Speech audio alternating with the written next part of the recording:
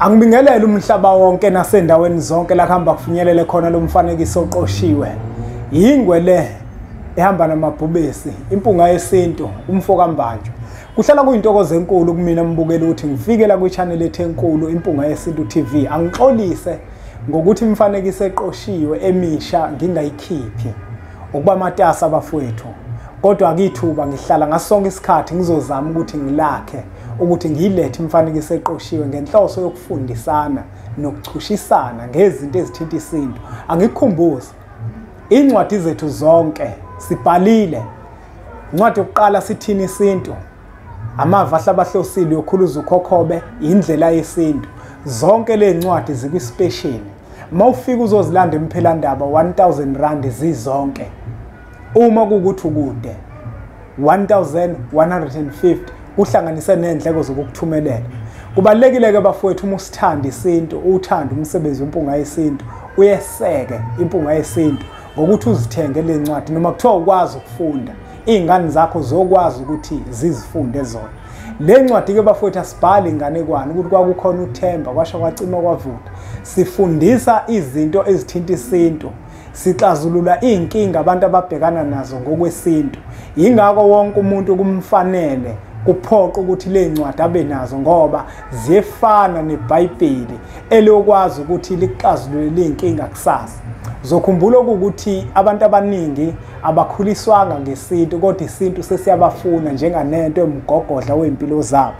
Ukuze ukwazi ukuthi usizakale kubalekile ukuthi uzithole le ncwadi zempunga yesintu ezifundisa ngesintu. Njengamanje ke amanani aphansi 1150 zizonke uma sokuthumelela. Uma kuukuthi uzofika imphelandaba 1000 rand. Ungasalike nawe kule special lesi esikhona njengamanje ngoba siyimpunga yesintu siyafisa ukuthi incwadi zethu zisabalala umhlaba wonke, bonke abantu babe nalo lolwazi ukuze bezokwazi ukuthi bakwazi ukuzilungisela bona izinto ngendlela ekufanele ukuthi bazilungise ngayo. Angibonge futhi kubona bonke abantu sebesubscribeile bafowethu, siyabonga kakhulu, isandla sedlula ekhanda. Channel yethu ikhula ngamandla. Ngesonto elizayo lizophela sesi-100,000. Hayi bafowethu siyabonga kakhulu. Nawe ungaka-subscribe ngiyacela ukuthi usubscribe. Okuseleke manje ukuthi sonke sisubscribeile. Asithenge incwadi phela impunga yesintu nayo iphakame bafowethu. Asizithengeke bafowethu incwadi, uyashayela khona la kule nombolo lezi wenza inhlelo zokuthi sikwazi ukuthi sikuthumelele zona. Uyangena na ku website yethu www.impungayesintu.co.za ulifake i-order lakho sobe sesibuyela kuwena thina sesikuthumelela imininingwane yasebhank lozofaka khona imali bese sikwazi ukuthi incwadi sikuthumelele. Namuhla mbukelo wempunga yesintu ngiyafisa ukuthi ngiyicacise lento ngoba kubalekile ukuthi ezinye zezinto sizicacise ukuze zingeke zize zisidide. Namuhla bambukelo wempunga yesintu ngifisa ukuthi sicacise indaba yokuphupha ingane. Ukuphupha ingane kuyinto ejulile kakhulu. Kunomuntu ongayiphupha ingane uthola ukuthi ukuphupha kwakhe ingane abantu abadala bamvezela ukuthi kukhona isilwane esimphazamisayo empilweni yakhe, khona isilwane abelethiswe sona phezu komzimba wakhe. Kunomunye umuntu futhi ongayiphupha ingane kodwa ukuphupha kwakhe ingane kube ukuthi udade wabo, ingane kamfowabo, ingane yakhe. Namuhla ke ngiyafisa ukuthi siwahlukanise amaphupho athinta ingane ukuze sizokwazi ukubona ukuthi mangiphupha lephupho elimi kanje ngengane kusho ukuthi le ngane ingane yami, kusho ukuthi ke lokhu isilwane abangibelethise sona.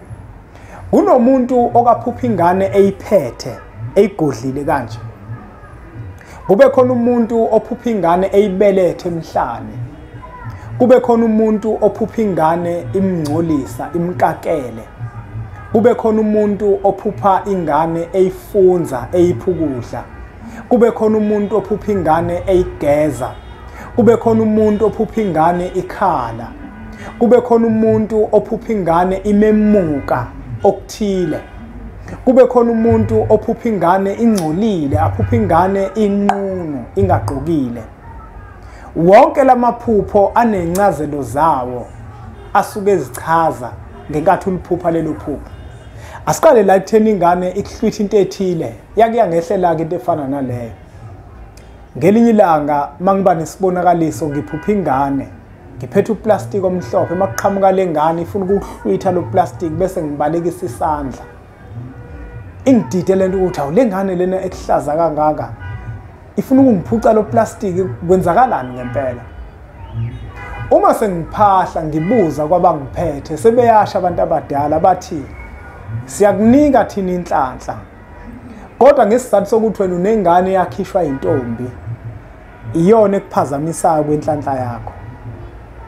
Inhlanhla esikunika yona ithikanyezwa ile ngane yakhishwa intombi ngoba awuyenzele lutho.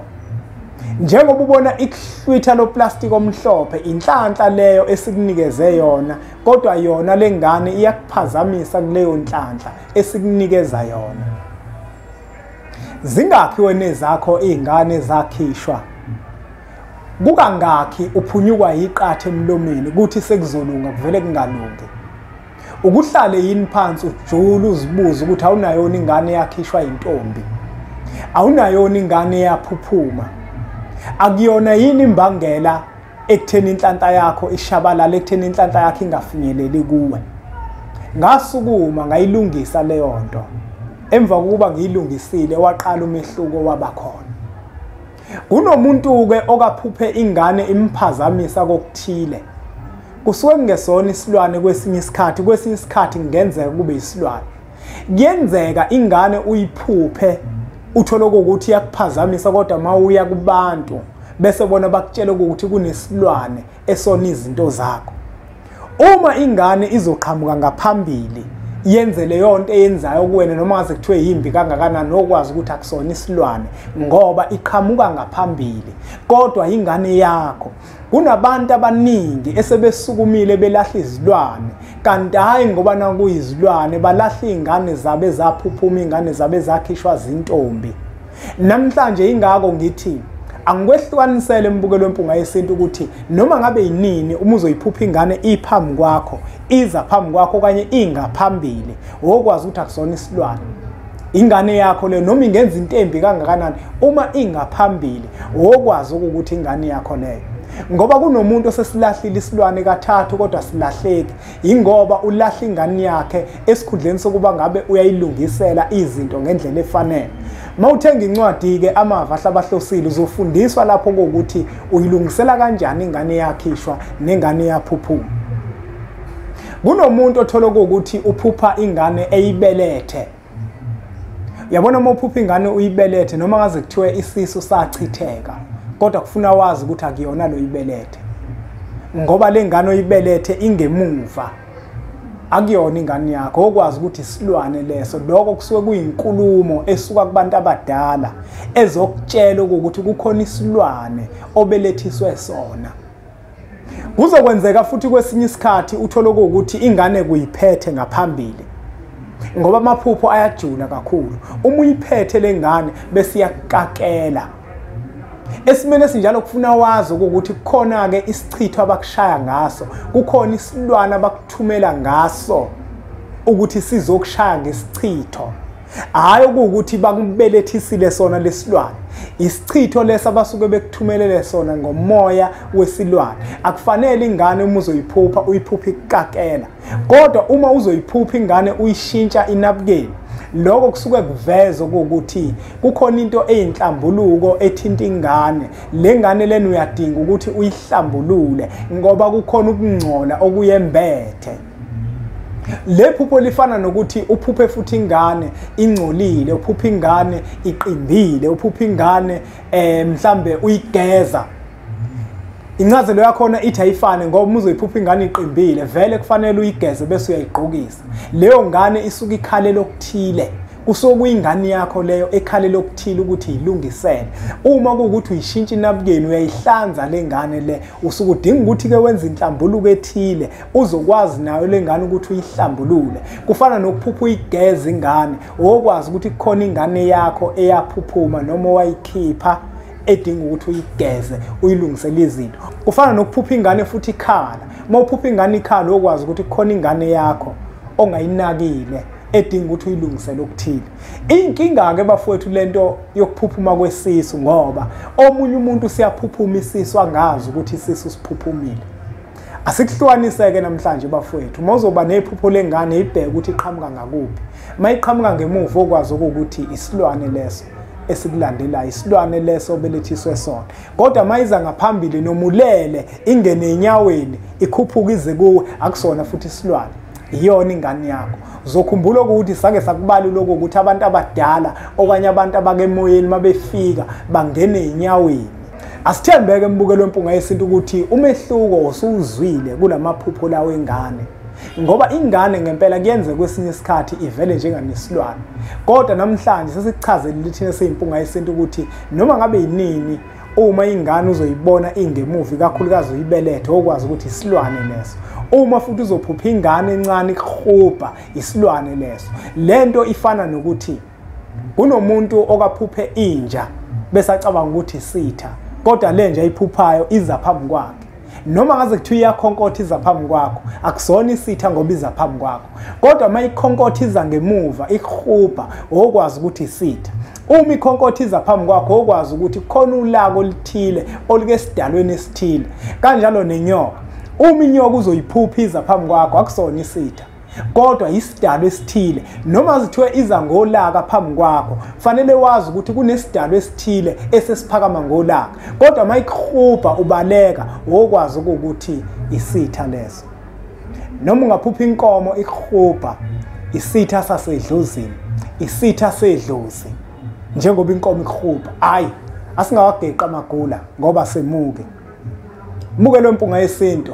Asibonge ukuthi ubukele umfanekiso oqoshiwe ungakhohlwa ukuthi incwadi zethu ezifundisa isintu bafowethu ziyatholakala njengamanje zikwi-special njengamanje 1150 kuhlanganise nezindleko zokukuthumelela. Uma ungakabi nazo le ncwadi lezi kuyakuphoqa ukuthi zithole. Khona komunye umuntu othola ukuthi mhlawumbe usenayo indlela yesintu yokhuluza ukhokho obunayo, amava ahlabahlosile nesithini isintu nazo futhi zikhona kwi-special. Ikhona ikhombo yakhona zimbili 650 kuhlangene nokukuthumelela. Indlela yesintu yokhuluza ukhokhobe uma ukuthi wena unesithini isintu namava ahlabahlosile 750. Indlela yesintu ke bafethu iyabiza indlela yesintu. Ingawo ngithi njengoba zizonke zikwi-special 1000 rand zicoshwa phansi. Kodwa makukhona wena onazo kukhona ezishodayo sithinte kuzona inombolo lezi sizokwazi ukuthi nawe sikwenzele ukuze ukwazi ukuthi ube nazo zonke ngoba kukhona kwesinye isikhathi uthola uzothi ufunda sithini isintu ungayitholi into kade uyifuna kanti ibhalwe kumava ahlabahlosile. Mawufika kumava ahlabahlosile kanti awuyitholi futhi nakhona ilapha kwindlela yesintu ziyahambisana kufanele ukuthi ube nazo zonke. Awukwazi futhi ukuqala ngendlela yesintu engathi ungaqala ngesithini isintu ukuze imibuzo ozoba nayo kwindlela yesintu kube ukuthi siphendulekile kulezi ezinye incwadi.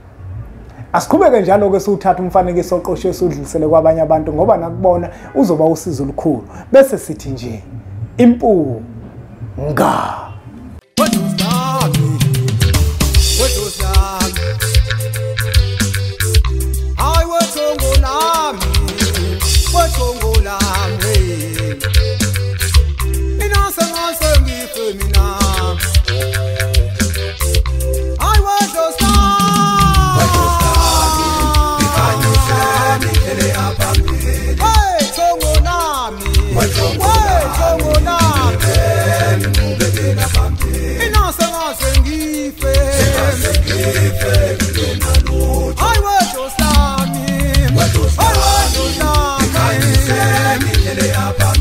Ay,